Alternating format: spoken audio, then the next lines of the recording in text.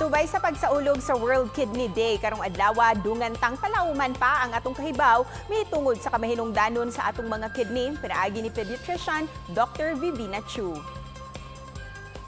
Mayong buntag, Doc Chu. Una sa tanan, how are you doing, Doc? May buntag, Cecil. Salamat sa pag-accommodate namo. Okay.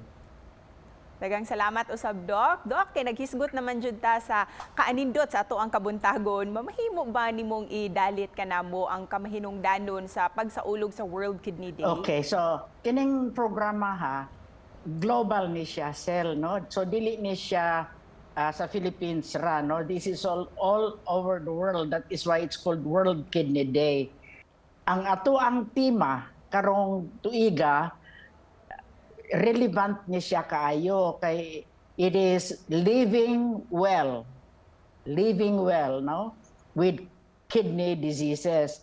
Ang ato ang gi-focus niini ang pasyente o katong ilang mga kauban nga nag-take care nila. Unsay tinguha og katuyuan niini? Ang tinguhaan ni is pagpahimangno nga ang kining kidney disease dili ni siya ingon nga wala na tay mahimo, no? Atong gamon ang katong mga pasyente nga dunay sakit sa kidney.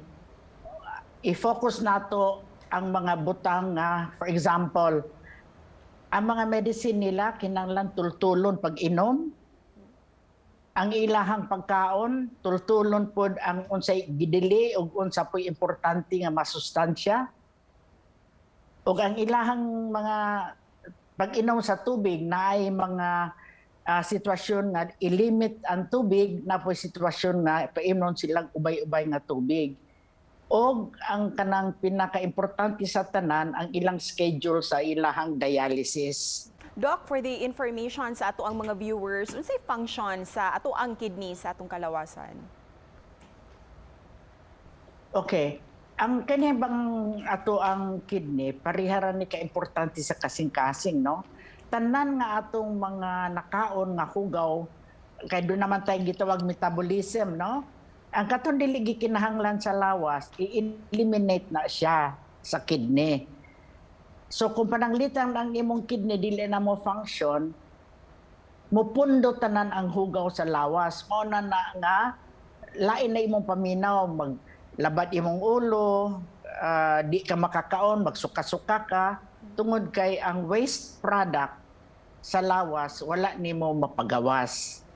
So, og dili mapagawas na sa natural nga paagi, mo na gitawag nato nga we will resort na to renal replacement therapy. So duha ka paagi na nga ipagawas nato, no, kanang gitawag nato nga dialysis through the blood. Ang usa gitawag og peritoneal dialysis. Doc, unsay mga timailhan nga adunay problema sa kidney ang usa ka tawo? Ang number one, tibuok kalibutan nga hinungdan nga nadaot ang kidney is because of diabetes. High blood pressure, high blood pressure is the second most common. Unsa puy color, Doc, sa urine o ihi if your kidney is failing na? Depende na, no? Kay kanang pumingon na ta nga wa na mo function atong kidney, ang atong ihi mo ron lang tubig, so wa na color. Kaya ang usa ka function sa kidney, mao ni, no? Kung gamay ra ang imong giinom nga tubig, i-conserve na niya. So ang imong ihi sa buntag, di ba, yellow kayo? Kay ispiso man siya. Pero during the day, sinakang inom og tubig, madilyot na imong ihi, no? Doon na po uban nga sakit, labi na sa mga bata, nga ang ilahang hinungdan sa sakit, ang color sa ihi is murag tuba ang color or murag tea-colored urine.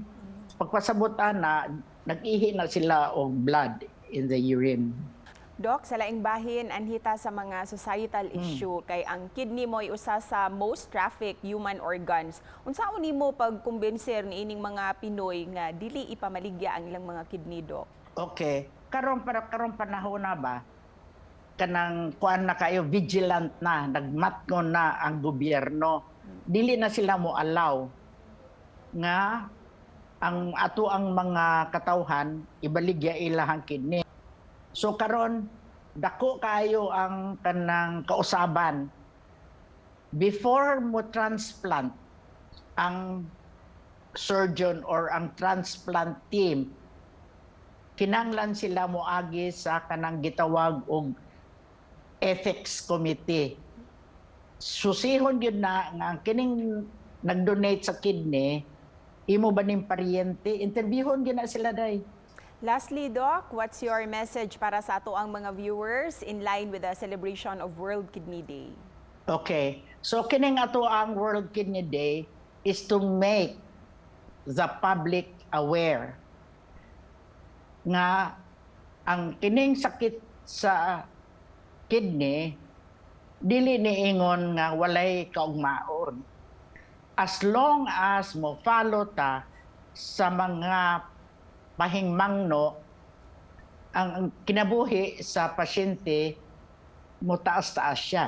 So I hope this message will reach everybody who is suffering from the kidney disease.